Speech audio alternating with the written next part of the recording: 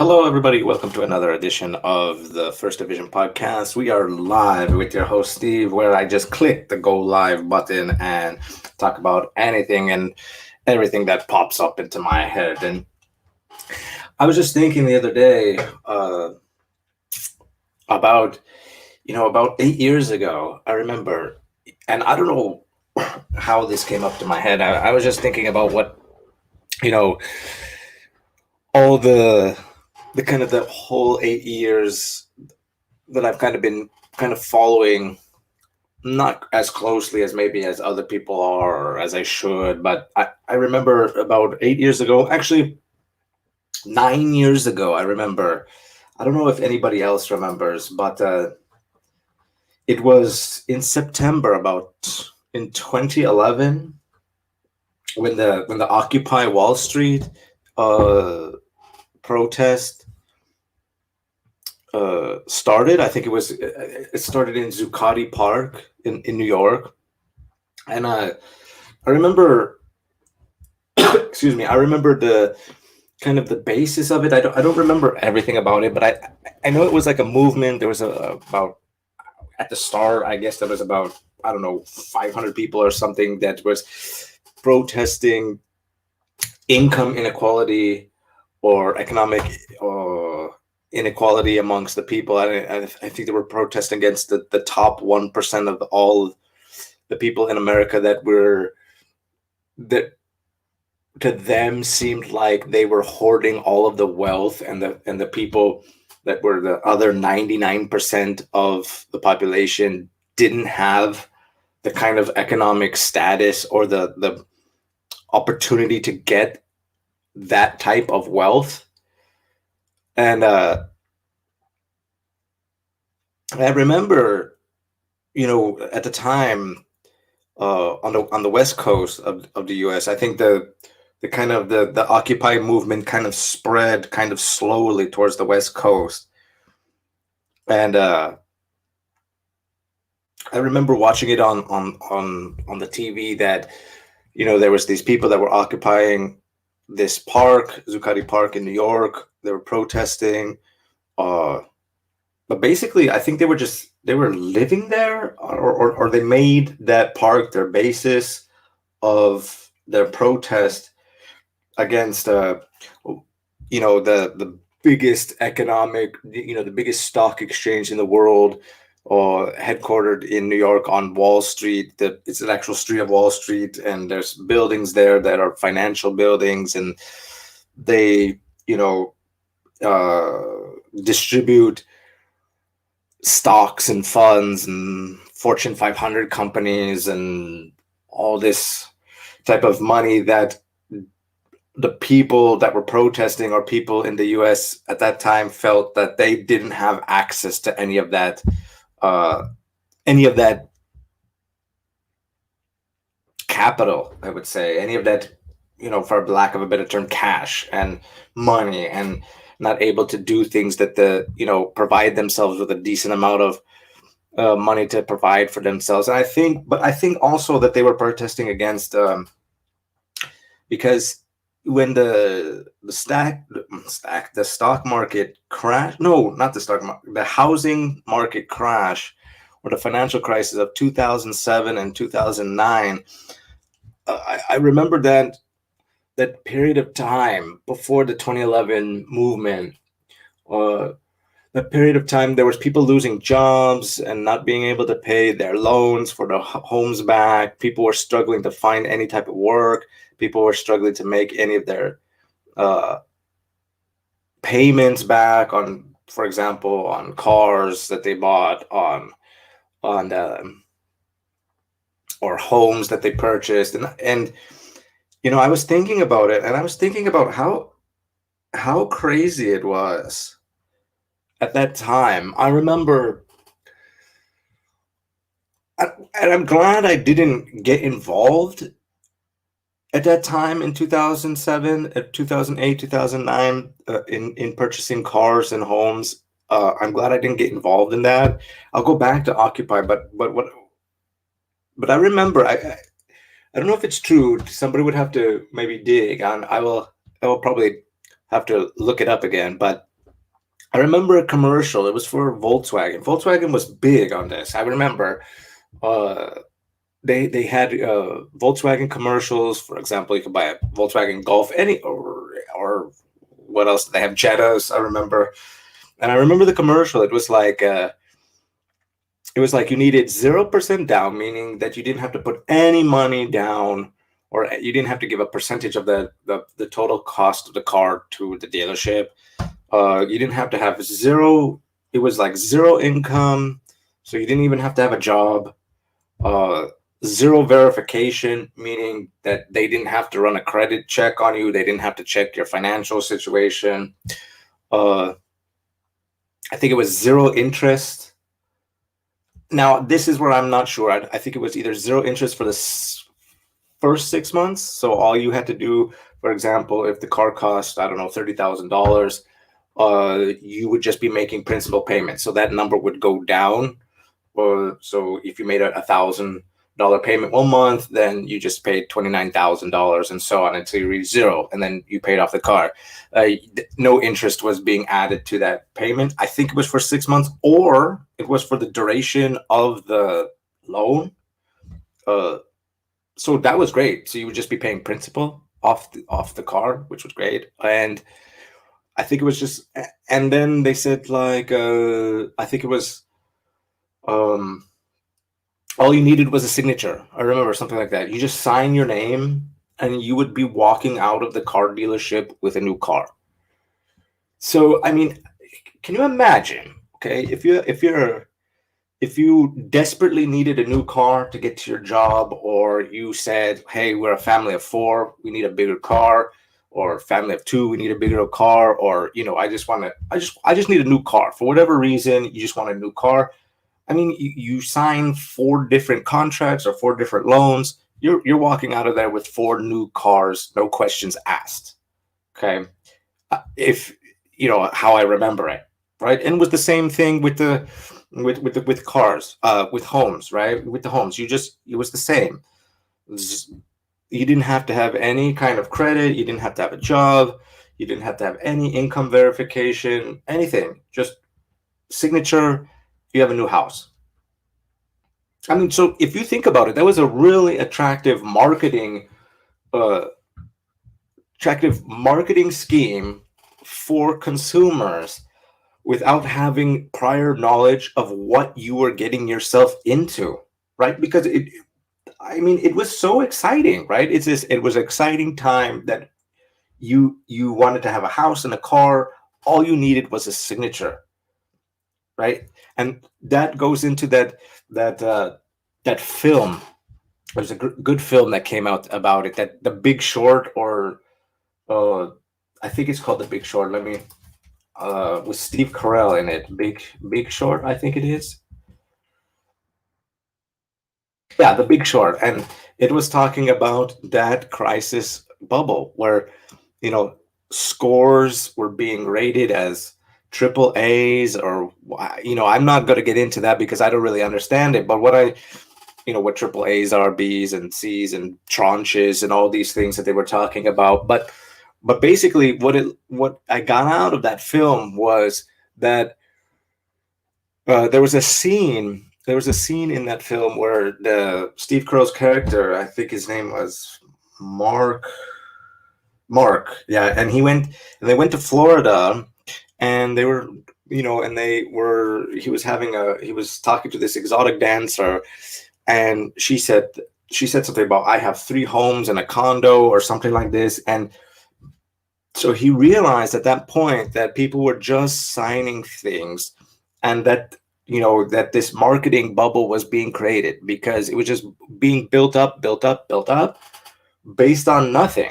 Basically, there was no backup for anything. It was just like if you imagine that you have just a house with no support system, or a very loose support system, and then everything crumbles down. It was like that Jenga, uh, that Jenga clip in that film, that everything started to get chipped away and then finally it collapsed. I mean, so, and I think that was kind of the start, or one of the starting points for the uh, Occupy movement, because what that told you was that banks and financial institutions were getting greedy. Uh, they felt that money could be produced by unsuspecting uh, consumers, and there were no consumer protections, meaning that the consumers were completely unaware of what the consequences could have been. Now, some could argue that the if you're going to get into such a big purchase that you should do research and things like that. But I think at that time, when you're getting marketed and when you're getting sold these products that say excuse me, that you are able to just have all these things with no kind of verification of anything, I think you would take it. You would go for it for sure. I mean, it's real easy to look at back in hindsight and say I would have done things differently. But if you're in that moment, probably not. I don't think anybody. I think that's why it happened. Everybody did what they were doing, and just living their life, and buying things that most likely they couldn't afford. That's for sure, because they were taking loans, but the loans only required a signature. And I think what that told you is that there wasn't enough money to go around, right? I think that's where people start to realize that people didn't have enough money to buy any of these things anyway, right? So if you needed zero money to buy something, right? If you had zero money and you only signed for a car, so that meant that you didn't have 30,000, right? So you have to take a loan for it. But it would be like, for example, if you put a certain amount of money down, right? So you still didn't have 30,000, but you put maybe, $10,000 down for the car, and you took a loan for 20,000. You might be able to pay that back a little bit easier then the loan agreement would be catered to how much money that you still owed on the car, rather than if you had zero money towards it, then the loan agreement would be completely different as well. So every time you put a little bit money towards the car, the loan arrangement agreement would change, right? Uh, so I think what people started to realize is that they didn't even have enough money to put down after the collapse. I think people started realizing that they didn't even have enough money to even start that process, right? So people didn't even have a chance to save some money to even start the process of buying a house, buying a car. And I think that's where I could be wrong, but I think that was kind of the start of the Occupy Wall Street, when people started to kind of feel that there was an imbalance of wealth in the country, a lot, that people started to see, like, okay, so this person has cars and this person has homes, and and they wanted a piece of it, because everybody wants a piece of something, right? Now there's they either wanted to just have it, like take it away from the rich and give it to them, which could be the divide, right? It could be the divide of how the movement uh, can be based on. So, for example, they could just say, "Hey, give us, the wealthy people, give us the some of your wealth. I want a piece of that. Take it away from them." Or they just want to get, or it could be they just want the opportunity to get to that level, right? So that's two different directions you can take with that movement. Just take from the rich and not even do anything to uh, get into that kind of situation. Just take, or be able to be provided an opportunity to get to that level. And I think a lot of people from that movement decided that the best direction for that movement to go in was to just say, hey, look, we need cash, basically. We need money. And they wanted to take from the rich and just they said, just cut us a check, give us some money, right? So, but I think that the people of the movement, I think they vastly, or of these movements with inequality, I think they vastly underestimate their own value. Meaning that they think that, or I don't know if they think, but I think that the protesters think that now this could be, again, wrong, or a oversimplification, or I could be completely off the mark. I'm probably going to get in trouble for saying these people or those people, but whatever. Okay, I think those people that were at Zuccotti Park definitely didn't give themselves enough value. Okay, I think that they thought possibly that we are unskilled, or I am not skilled. I don't know how to contribute my skill to this system, and therefore this system is oppressive or not allowing me to thrive in. And they feel that they're being wrong done by.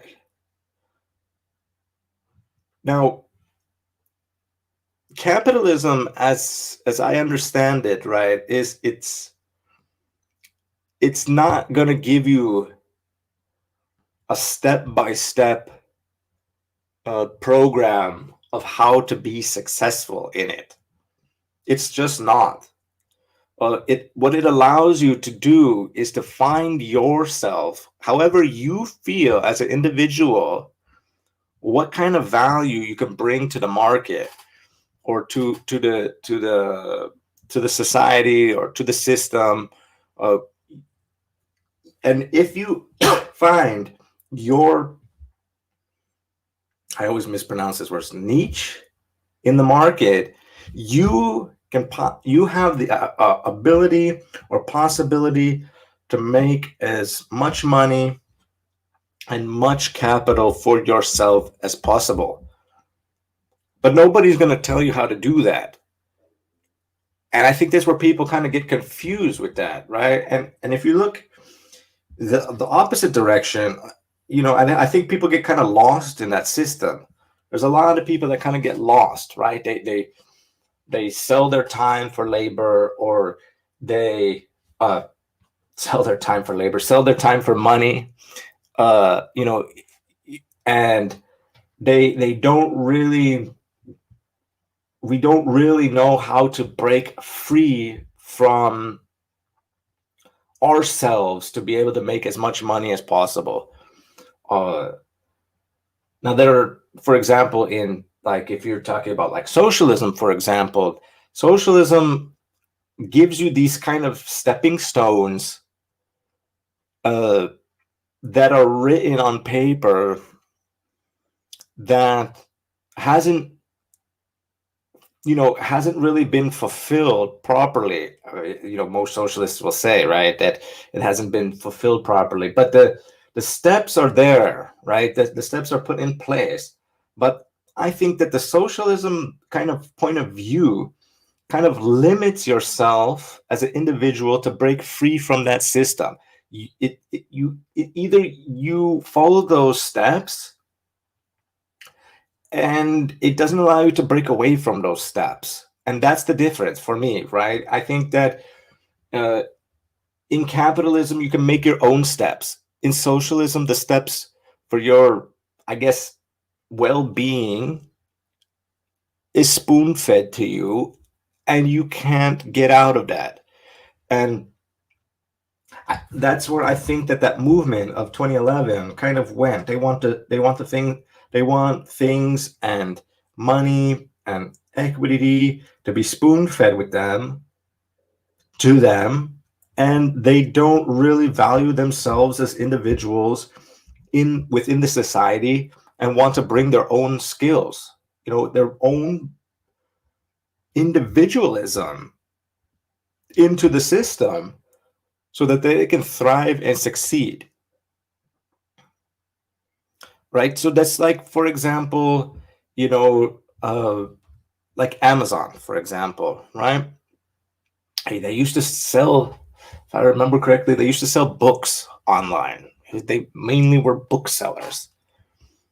uh then they changed it so that they sell almost anything, and it's similar to eBay, except it's not an auction. I think you just buy from Amazon. I don't think you can auction with other users.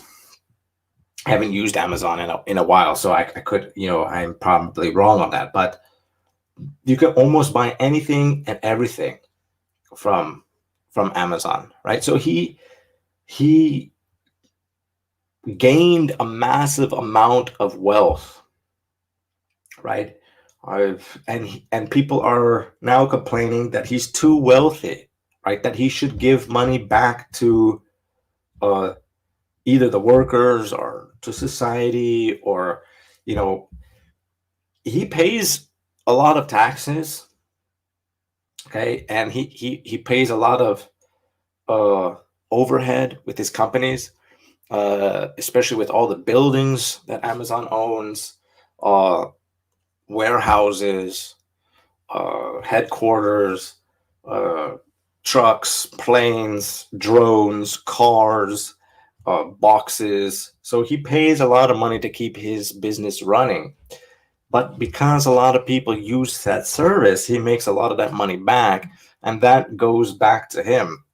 Uh, there was a quote about it that I was, that I read or I heard somewhere that says like capitalism is for you, like you it's to make your life better, right? That your work, that you're working is to make the life of that person's, like the person who created that idea's life better, or something like that. And you could see it, right? You could see it. That's a prime example of capitalism.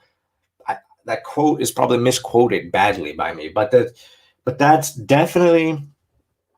uh that's definitely the capitalism with Jeff Bezos or Bill Gates or the late Steve Jobs, because those people's lives, they live a life of luxury. They have many cars, they have many homes, they eat in fancy, expensive dinners, and go to the finest schools, and have the best health care, and all of these things. But basically his life got propelled to the upper echelons of society with Amazon, with his idea.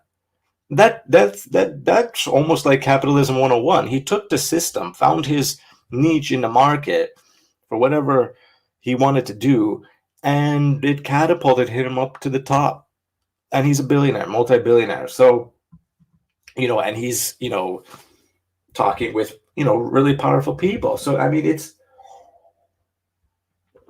so the system works, right, in that way, that you're able to make as much money as you want, right? Now, but the question lies, right? The question is it ever enough, right? Because uh how often does that money get circulated back into the economy, right?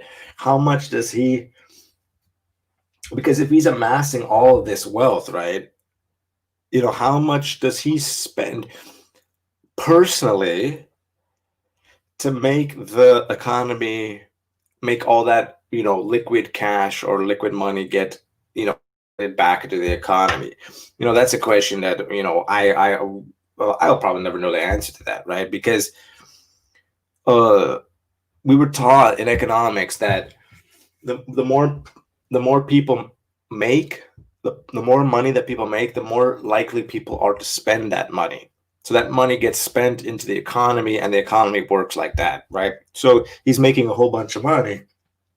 And how often does he spend enough money to actually stimulate the economy naturally just by him spending? If he's hoarding, I guess, all of this wealth, right? So he has in his bank account a lot of money, and he's not spending a lot of it personally. I mean, not through his business accounts. I mean, all the business expenses that he needs to pay, right? So I mean, so that's the question. That's a question I have, right? So, but going back to Occupy, right? I think, and I remember what I remember most about it was kind of walking around, in LA, and I want to say December. I want to say December of that year because it started in 2011. I would say December 2011, and there was like Occupy city halls and Occupy spaces and things like that. And basically, what it turned out to be, what I remember, or what it turned out to be, was like just free spaces for people to live without having to pay anything. So people were like sleeping, like basically it was like people were choosing to be homeless, and people couldn't kick them out of these public spaces. So, which there's nothing wrong with that, right? There's nothing wrong with those people sleeping and in these public places. I had no problem with that. The problem was, I think it took away from the movement, right? Because I don't think that they understood what the movement was. They just said, "Yeah, I could sleep here and nobody can kick me out. So why not? I'll do it." I think the message got a little bit diluted from what the original Occupy Wall Street or Occupy movement stood for, right? And and then I remember also in 2012, right? 2012, and I, and there's a picture of it, and I remember it, right? And every year in Pasadena they have the Rose Parade, and I remember, and usually at the end of the parade, there's usually people who are just they're allowed to kind of follow the back of the parade. I guess you would say they're either not social justice warriors, but they're like provocateurs, or they're social disturbers, or or part of the anyway part of the parade. And they would hold either before like in 2009, 2008, and so on. Before, they would hold signs, like religious signs, and yell things, and things like that. And it was kind of just fun to watch, right? And because I was younger at the time, and I remember at the end, people were still holding religious signs, but there was how to describe it? I don't know what it was made out of, but it was kind of like this, because I think they were starting to the Occupy Wall Street was talking about, like, there was like this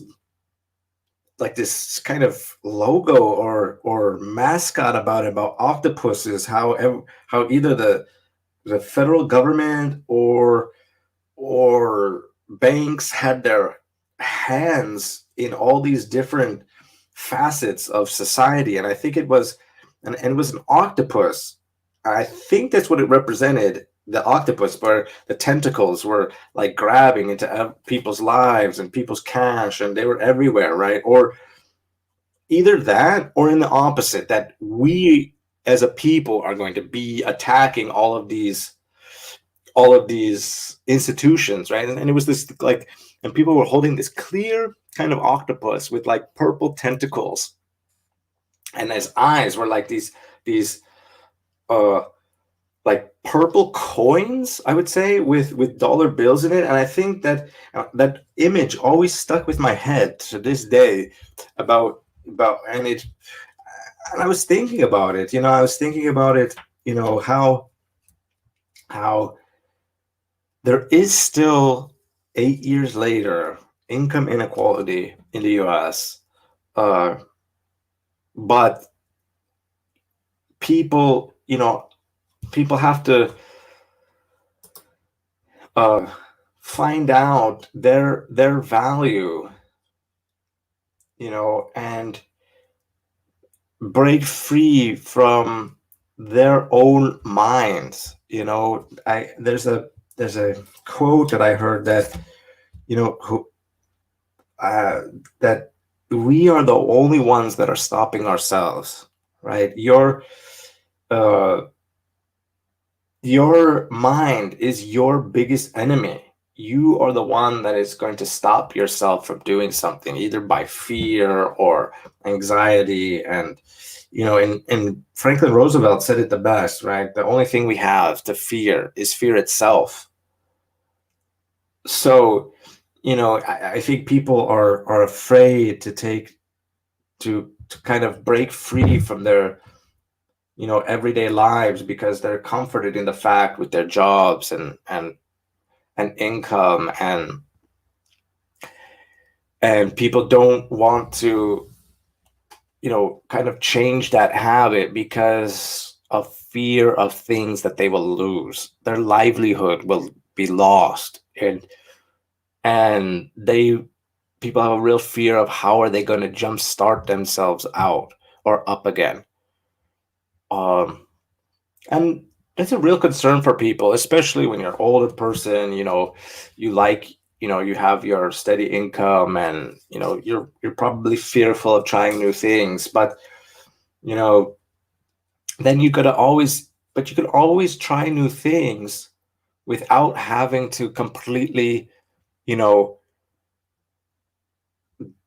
disregard that. Like, for example, I there's a Twitch streamer for video games, right? And either it's Courage, or Courage is a famous Call of Duty streamer, or I think it was even Dr. Disrespect. He's also a very famous Twitch streamer.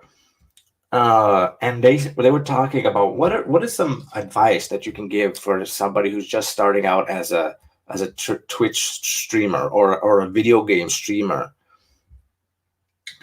And the biggest advice was keep your day job, or keep the job that you have, right? And slowly build your equipment, like buying the computers, buying the monitors, buying the mouse, buying the keyboard, and all of these things, right? Save up your money, buy these things, and make your Twitch stream, or make your streaming secondary at first.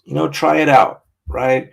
So that way, if it fails at any point, you still have your job to fall back on. So basically, his advice was, do not quit everything and start out at Twitch, and then find out that your Twitch isn't growing as you like, or you're not blowing up as you thought you would, and now you're out of possibly thousands of dollars and no job, right? So and then you're probably going to give up, and that it's not going to happen for you.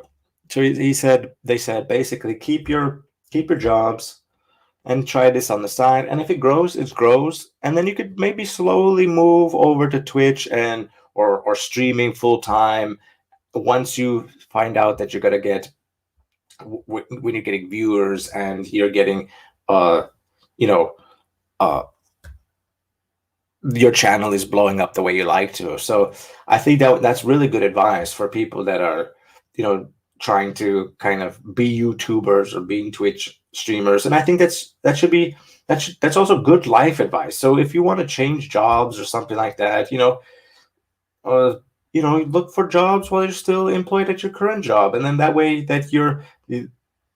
you don't have to just quit, something, cold turkey, basically just to zero, and then trying to find jobs as hard as without having any backup income. And I think people get kind of lost in that, lost in how to make good moves. I got lost in that. I'm still struggling with that.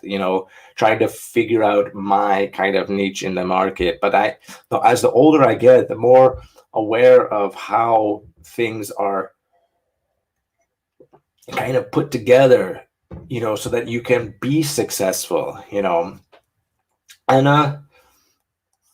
and I think it's important for people to find out their passion. Everybody tells people, I think a lot of people don't follow their passion. I think a lot of people get stuck in their daily routines, and I think some of the movements now that you see is that people want to be able to have this freedom to be able to not just, like, for example, I read the book by Upton Sinclair, The Jungle, right? And it was about this family who migrated or immigrated to the U.S. in I think it was 1904, and they moved, or they immigrated to Chicago. The guy, let's see, uh, he took his family from Lithuania, and they moved to Chicago. And let's see here. Yeah, and his name is Jurgis Rutgers, right? And Rutgers, he took his family there, and they had to. And basically, it's a destruction of the family, right? What happens? Like what happens to a family? And I think what Upton Sinclair wanted to see, what happens about working conditions and about families who are getting torn apart by just having to work and subside with basic income to survive. And when it's not enough to survive, they get split apart, not morally and physically. But it kind of missed the mark. The book kind of talked about the working conditions, but but what happened was, I think people were kind of more disturbed about what was going on in these working environments, which was the meat industry and the packing industry, and how the animals were treated, and what was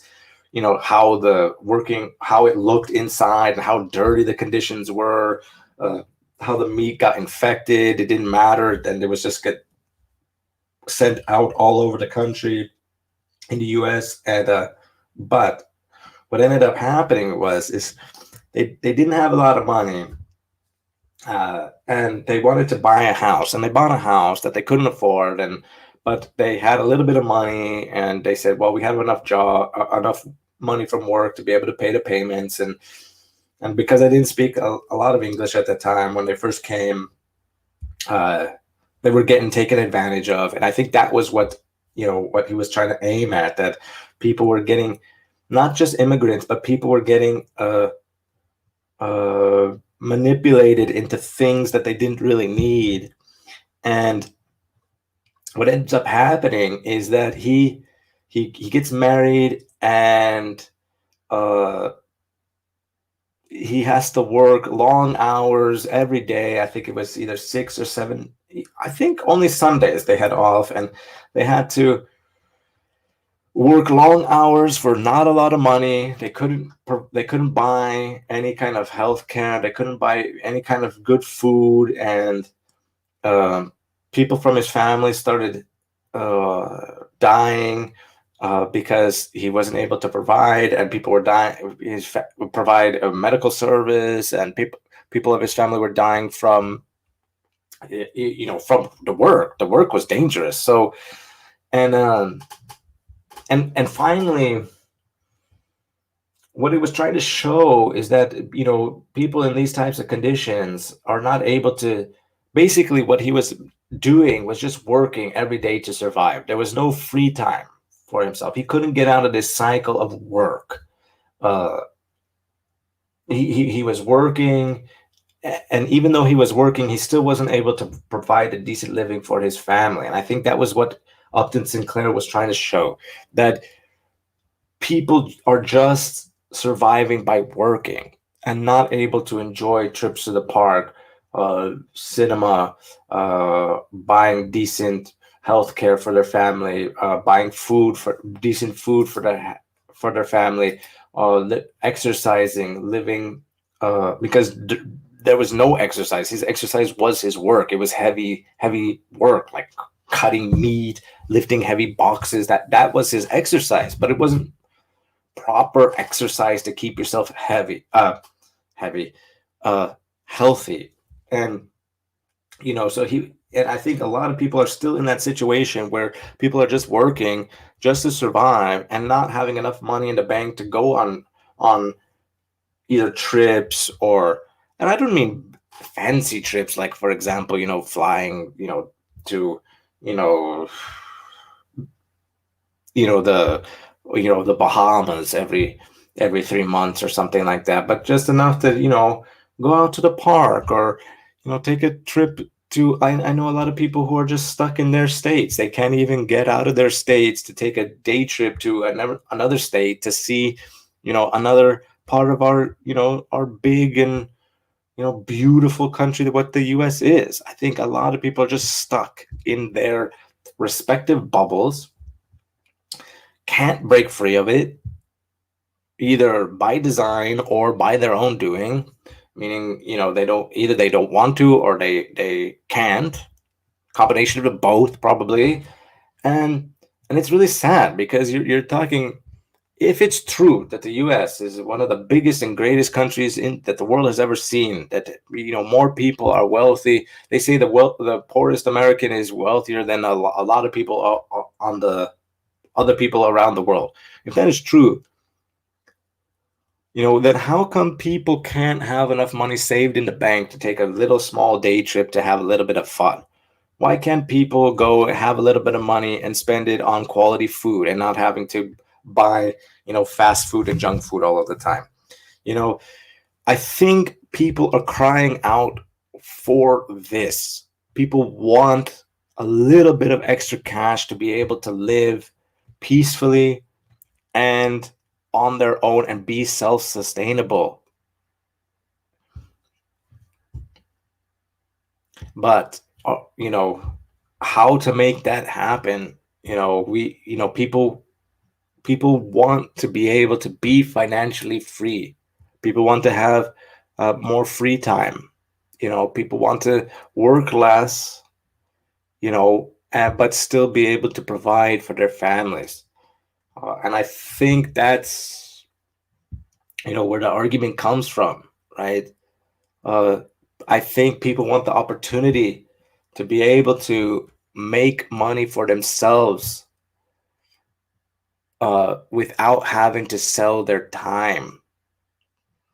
I think people are being tired of being manipulated and used, and being told that they need things when they really don't, or things, um, I think people are beginning to wake up. I think a lot of that has to do with the internet. A lot of people on the internet, a lot of people are getting their information now from the internet, and are not getting spoon fed what they need, how to live. People, that's one of the best things about living in the US is you can do, of course, in the legal sense, you have to be doing things legally, but you could do whatever you want, and you shouldn't be criticized for it. I mean, it's the land of finding out your happiness, life, liberty, the pursuit of happiness, your personal happiness. And if your personal happiness is to, go out into the forest, live off the grid, and plant corn, that's your happiness. If your happiness is you want to live in a mansion, in Beverly Hills, and drive luxurious cars, that's your happiness. Go for it. Find your path to that. If your happiness is I want to live in Miami Beach, in a condo overlooking the Atlantic Ocean and the sandy beaches, and drinking Mai Tais all day, find your path to get to that. And nothing is stopping you. The only thing that's stopping you is yourself. I stop myself. I am learning as I'm going how to change that mindset. To get out of this mindset that I have to do things just because somebody else tells me that I have to do it. Do things for yourself and how you enjoy yourself, and nobody could tell you otherwise. If you fail, you fail. But at least you know that you tried to pursue something that is going to make you happy, right? And it don't have to be, it doesn't have to be that big. Start small. For example, if you want to read 3 books in a month, for example, right? So how do you get that goal? You start by reading maybe 5 pages a day. That's it. You don't have to read 3 books in 3 days and meet your quota. That's silly, right? Start small. Make the goals smaller. But then, so for example, if you're going to work out, if you're exercising, right? You feel like you want to do 100 push-ups in a week, but you've never done push-ups before, right? So do 2 push-ups. 2 push-ups a day until you start getting more comfortable with the amount of push-ups you can do. And then once you feel like, hey, I can handle this, then start increasing that goal or increasing that number until you figure it out that now I can do 100 push-ups in a week. Start somewhere small. Then work your way up to the bigger stuff, right? Because it's not going to be handed to you. I think that's where we get lost. I got lost, for example, in that, right? People want to be billionaires. People want to be professional athletes. People want to be other things that they are not currently. That's a normal thing. But what are the necessary steps that we are taking, that you are taking, to be able to make those things happen? Start small. That's what I'm learning. So anyway, I'm trying to get back onto uploading schedule. I've been making a schedule. I've been off. It's been, in these current times, it's been wild. So I apologize for the lack of content, but I always say this in every video, and then it ends up being 2 weeks or a month that I upload again. Hopefully, in the future, I will be getting guests onto the program so that we can have a decent conversation amongst people, because I think that the basis of Western philosophy, Western democracy, is the ability to have open dialogue, open conversations, even with people you don't agree. And so I think I will see you. I will talk to you in the near future. Everybody, have a good day. Take care. Be safe. And I will catch you in the next podcast. Peace.